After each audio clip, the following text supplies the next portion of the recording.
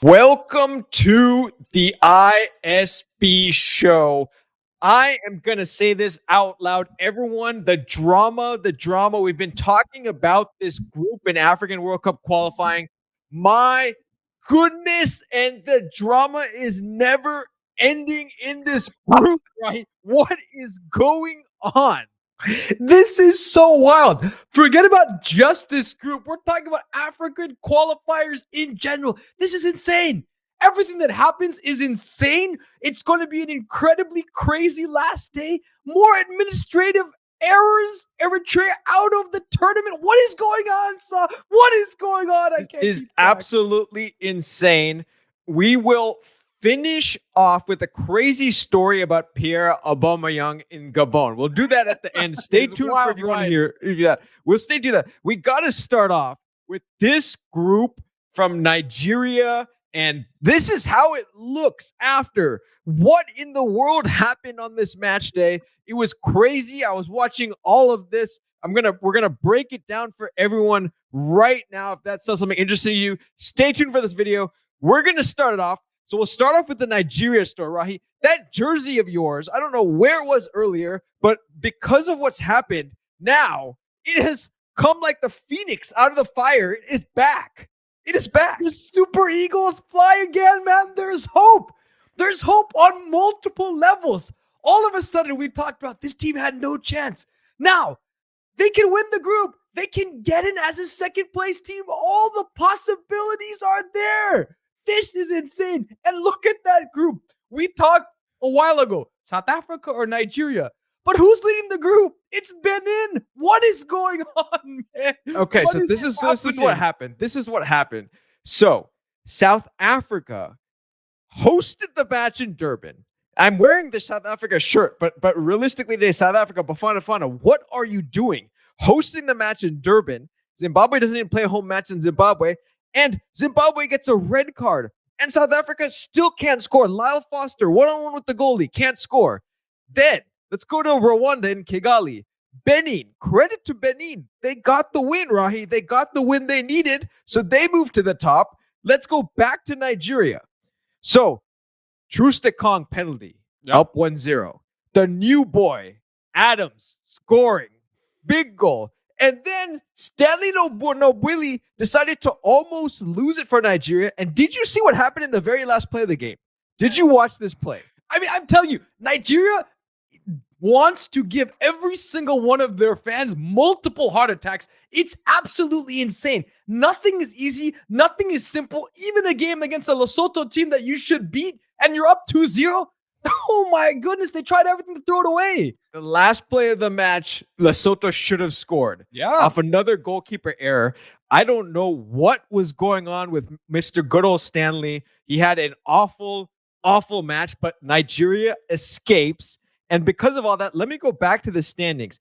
This is how it all looks again after the matches today that just happened. So what does this mean? This means that the final match day, the Bafana are reliant on guess which team? The green jersey of Nigeria. But there's more, Rahi. There's more because Nigeria themselves can qualify. They can. But let's start with this. Nigeria plays Benin, the team sitting at the top of that group. So if you're a Bafana fan, if you have a Nigerian neighbor, a Nigerian friend, a Nigerian uncle, give them a hug. Send them a gift. Send them a note. Please. You need the Super Eagles to fly once again because you need them to beat Benin. If South Africa takes care of business, if Nigeria beats Benin, South Africa is into the World Cup. But if you're a Nigeria fan, you're not returning that favor. You're not hugging that Bafana man back because if you beat Benin and South Africa slips up, then you're in the World Cup. Unrequited love. That's what we call unrequited love, my friend. Okay, so for Benin, it's very simple. Benin just needs to, well, it's not that simple. If Benin wins, they're in the World Cup, no matter what. Yeah, it's a tough game. Now, if it gets into a draw situation between Nigeria and Benin, and South Africa wins, you're going to have a very complicated situation between Benin and South Africa. So there's some situations going on with that. But I want to say one thing that's very clear. Nigeria fans, it is a great day to be a Nigeria fan, and we will tell you why. Not only can you get in potentially if South Africa slips up, but for that second place that we talked about, which looked like it wasn't going to be too great before, look at what's happened here. So these are the new standings under, of course, the assumption, but it's a strong assumption, Rahi, that CAF has said that they will, in fact, deduct the points against the worst placed team in the group. Now, what does that mean for Nigeria? Well, if you look at the worst placed team in Nigeria's group, that was Zimbabwe. And Nigeria performed oh so well against Zimbabwe, 2 ties. So in a bizarre scenario, it helps Nigeria in this situation here. And in a bizarre way, okay, Rahi, break this down here in terms of what needs to happen where Nigeria could actually be the best second place team as well. What foresight from the Nigerians to underperform against Zimbabwe, which set them up for this possibility. Look at that situation. Look at who's in there. Madagascar. Madagascar has a very tricky game against Mali. This is a good Malian side. If they do not win that game, all of a sudden it opens it up. Remember, Nigeria has the possibility where they sit now to get to 15 points, which means they would jump. Of course, in the conversations, Burkina Faso. In the conversation, Uganda. In the conversation, Niger. So we shall see. DR Congo also has a tricky game, right? Cameroon, also a tricky game. There's so many possibilities. The one team you'd say is clear and through is Gabon.